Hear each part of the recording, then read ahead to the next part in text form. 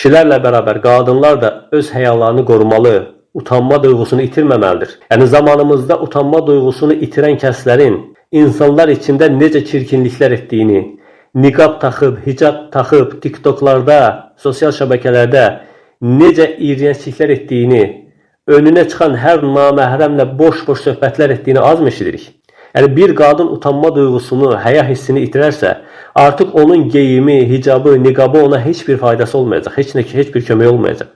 O qadınların etdiklərinin vəbalını, namusunu, iffətini, həyasını qoruyan müsəlmanlar çəkir. Kənardan baxıb ağzı çirkinlər, müsəlmanları hər fürsətdə ləkələmək istəyənlər deyirlər ki, budur sizin dininiz, budur İslam. Bunu müsəlman qadınlar da edir. Biz də görürük niqablı qadınların sosial şəbəkələrdə nələr etdiyini. Yəni bunun səbəbkarı həmin qadınlardır.